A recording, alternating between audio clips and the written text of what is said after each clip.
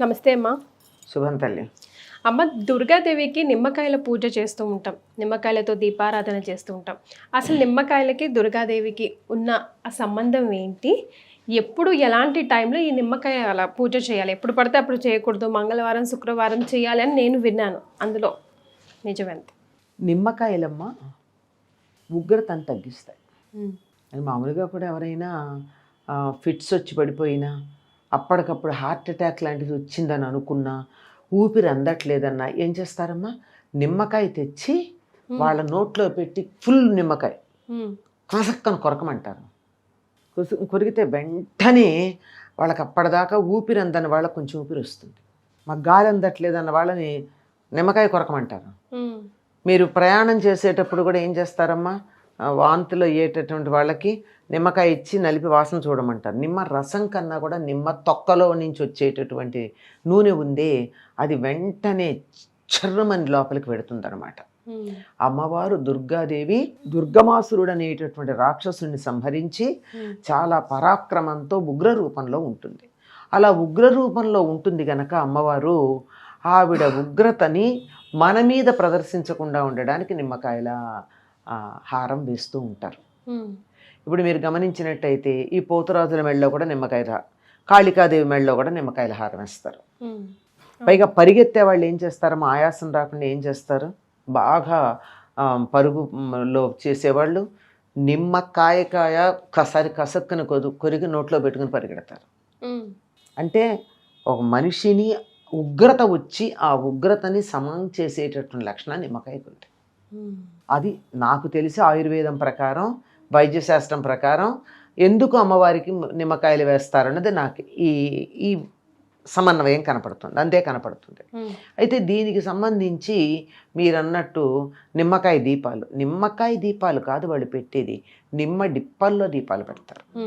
నిమ్మకాయ సగానికి కోసి రసం తీసేసి దాన్ని విరిచి ఆ డిప్పలో దీపం పెడతారు.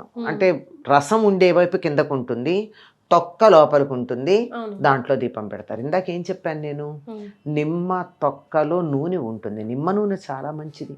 చాలా రకాలైనటువంటి సౌందర్య సాధనాలలో వాడతారు ఈ నిమ్మ నూనె. ఇది సాధించడం కష్టమని చెప్పి నిమ్మగడ్డి వేసి వాసన వచ్చేటు చేసి కక్కుర్తి పడుతూ ఉంటారు తర్వాత. కానీ నిజానికి నిమ్మ తొక్కలోంచి వచ్చేటటువంటి నూనె ఉందే, అది చాలా విలువైంది. దానితో కలిపి దీపం పెట్టడం ఇక్కడ అన్నమాట జరుగుతూ ఉంటుంది. ఇది దేనికి అంటే రాహుకాలంలో పెడతారు. మంగళవారం మధ్యాహ్నం 3 గంటల ప్రాంతాల్లో ఏదో ఉంటుంది అనుకుంటాను, శుక్రవారం ఏది ఇంకో సమయంలో ఉంటుంది రాహుకాలం. ఈ రాహుకాలంలో దుర్గాదేవి గుడిలో దీపాలు గనక పెట్టినట్టయితే అనుకున్న కోరికలు నెరవేరుతాయి, అమ్మవారు మనని అనుగ్రహిస్తుంది అనేటటువంటి విశ్వాసం ఉంది. కానీ పండితులను అడిగితే చెప్పినటువంటి మాట ఏమిటంటే, మనకి రాహుకాలం పట్టింపు లేదట.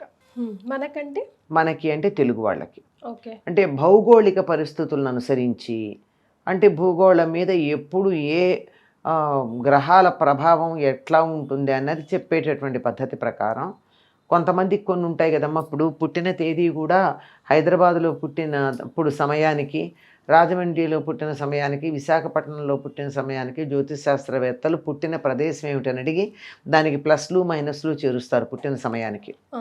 అవునా కాదా? అంటే అక్షాంశాలు రేఖాంశాలు వాటిని అనుసరించి ఆ విధంగా ఉన్న ప్రకారం మనకెవరికి కూడా అవసరం లేదని నెల్లూరుకి దిగువ భాగం నుంచి మాత్రమే ఈ రాహుకాలం యొక్క పట్టింపు ఉంటుంది, మనకు ఉండదు అని చెప్తారు.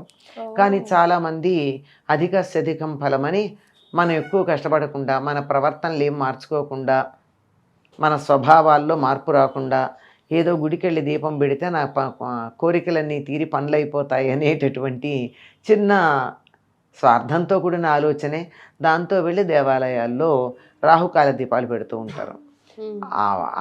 ఇప్పుడు నేనేదో చేస్తే ఫలితం వస్తుందని కాక, ఈ సమయంలో దీపం పెడితే అమ్మవారికి ప్రీతి కనుక పెడతాను అంటే తప్పేం లేదు. అది అలా పెట్టేది ఆ సమయంలోనే పెడతారు. అది కూడా నిమ్మకాయని ఇలా విప్పి వెనక్కి తిప్పి దాంట్లో దీపం పెడతారు. అది అమ్మవారికి తృప్తి కలుగుతుందని. ఎందుకంటే అందులో ఎప్పుడైతే మీరు నూనె నెయ్యో వేసి, ఆవు నెయ్యో నూనె వేసి తడిపినటువంటి ఒత్తిని పెట్టి వెలిగిస్తారో ఆ వేడికి నిమ్మడిప్పలో ఉన్నటువంటి నిమ్మరసం కూడా కలిసి నిమ్మ నూనె కూడా కరిగి వస్తుంది. దానివల్ల వచ్చేటటువంటి పొగ ఏదన్నా అమ్మవారికి ప్రీతికరం అనుకుంటా, అందువల్ల అట్లా పెడతారమ్మా. ఓకే. అంటే ఇన్ని పెట్టాలి అన్ని పెట్టాలి అన్నది మేము పెట్టుకున్న నియమాలేనమ్మా, శాస్త్రం ఏం చెప్పలేదు. నాకు తెలిసే ఉన్నట్లేదు. మరి ఎక్కడన్నా ఏవేవో పురాణాలు ఏవేవో గ్రంథాల్లో తీసుకొచ్చి చెప్తూ ఉంటారు కొన్ని.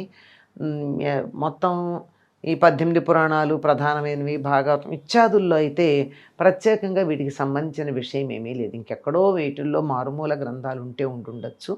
వీటిల్లో ప్రధానమైన వాటిల్లో మాత్రం మనకు కనపడదు. ఇన్ని పెట్టాలని ఏం లేదు. అసలు దీపారాధన ఎప్పుడు, ఎక్కడ, ఎలా చేస్తే నిజంగా అమ్మవారు సంతోషపడతారమ్మా? అమ్మ, దీపారాధన ఎప్పుడు కూడా ఉదయం చేయాలమ్మా, సంధ్యా సమయంలో చేయాలి. అంటే సూర్యుడు అస్తమిస్తున్న సమయం అది సాయంత్రం, సూర్యుడు ఉదయిస్తున్న సమయం ఉదయం. ఈ సమయంలో దీపారాధన చేయాలి. ఎందుకు అంటే సూర్యుడు తాను అస్తమిస్తూ తన కాంతి దీపంలో పెట్టి పెడతాడట. అందుకని సూర్యుడు లేకపోతే మనకి జీవమే లేదు కనుక దీపం తప్పనిసరిగా పెట్టుకుంటాం. అందుకని ఆ సమయంలోనే దేవుడి దగ్గర దీపం వెలిగించడం జరుగుతుంది. చాలా సంతోషం అమ్మా, ధన్యవాదాలు. శుభం తల్లి.